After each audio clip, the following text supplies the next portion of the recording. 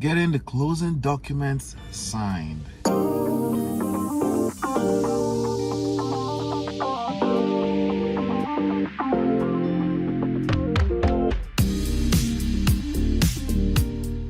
right, what's going on? What's going on? This is Ola coming to you live from my myEmpirePRO studios.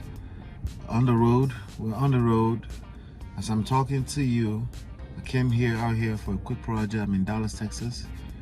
I'm very busy, but as usual, I work extremely hard to make sure that we bring this content to you as consistent as possible.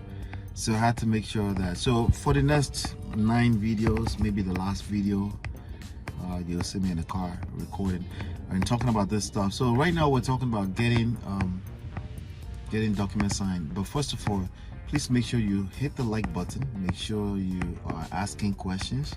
That's how you learn this stuff. Ask questions. Make sure that you give it. Okay. Now, with that being said, I want to talk about getting the document signed. You see that comment? Thanks for the info. Great content. I have a question though. How do you sign the closing docs from outside the US? It is my understanding that the closing docs need wet signatures, but cannot do this living in the UK. Would appreciate your insight. All right, so you see the comment question. As you know, as you see, if you ask for questions, I will answer them. Okay, there's a very high chance that I will answer your question if I get them. A lot of our traffic comes through other channels, so if you're here watching me on YouTube, lucky you, because our audience is it's a little bit over 3,000 here, so you get my attention a lot quicker. All right, so now with that being said, what are we talking about? We're talking about wholesaling, real estate. Real estate wholesaling is an investment strategy that you don't need initial capital to investment for real estate to start, right? The only thing you need is skill set, marketing skills, some marketing budgets, usually under $1,000. You can get started, get things going. You pick up a really nice deal. What does that mean? You find a distressed house, a distressed seller, a motivated seller, somebody that has a ownership of a property that they absolutely desperately need to get rid of because it has become a liability in their books. Now, once you find such deals, then you present. All of this can be done virtually on the internet.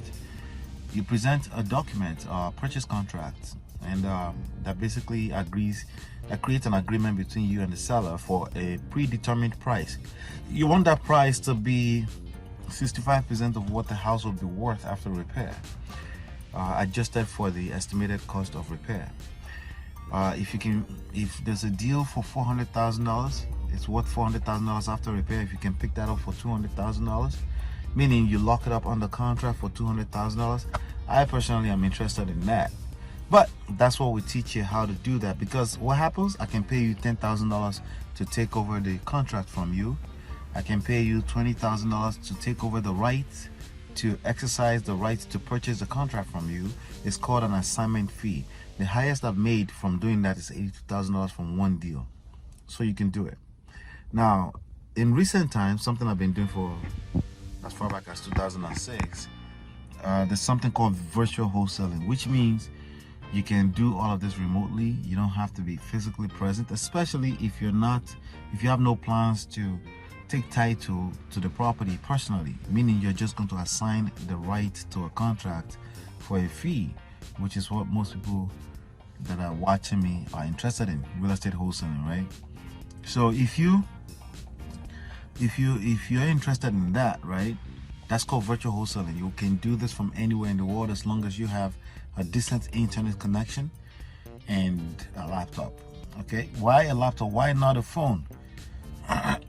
Most of my people that watch me are not bums. They have a laptop, or they can go to Best Buy and pick up a $200 laptop, right? It's easier to do certain things, send emails, create a document, compile your list of contracts if you do need that, create a quick PDF, download a PDF. It's easier to do that from a laptop.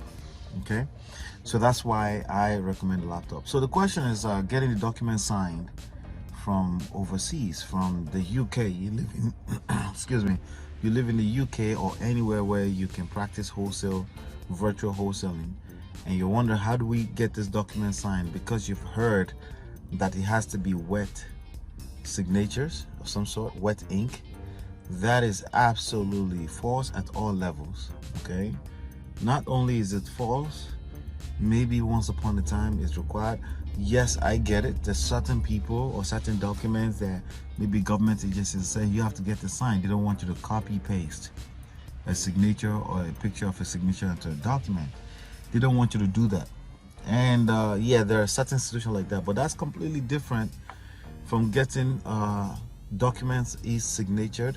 Okay, there's something called DocuSign these days, right? DocuSign is an app. It's an online app, like a website, where you can get a document signed.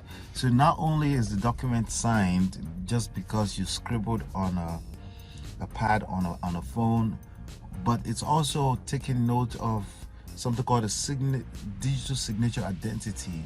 So he's noting your IP address, your location, what devices you're signing from. There's a lot of information that goes into e-signature, right?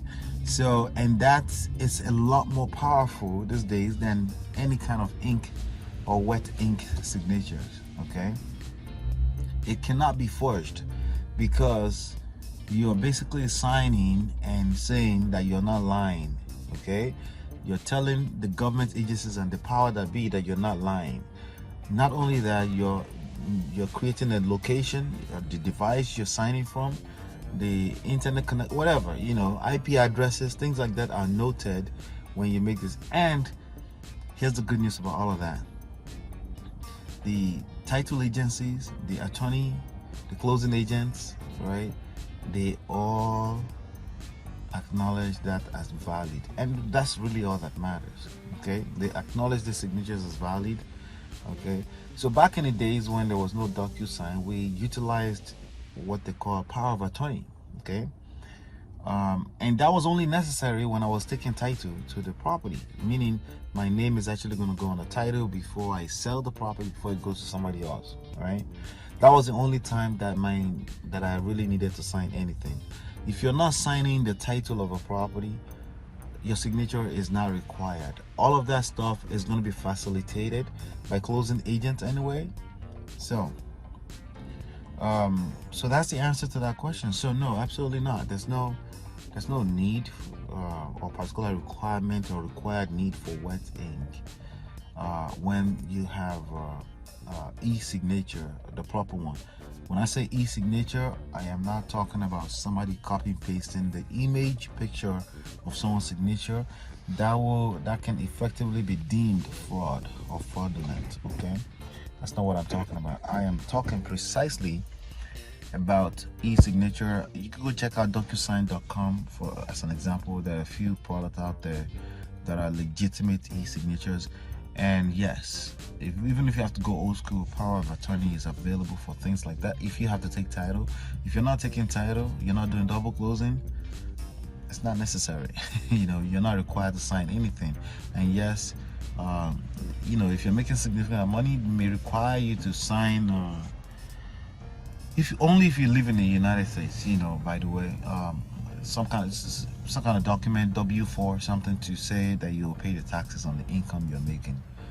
But I'm not a tax advisor, so don't disregard what I just said. I just want you to pay attention to the fact that in the digital age, it's okay to stop giving excuses. There are opportunities available for you without you being physically present, and this is yet another one.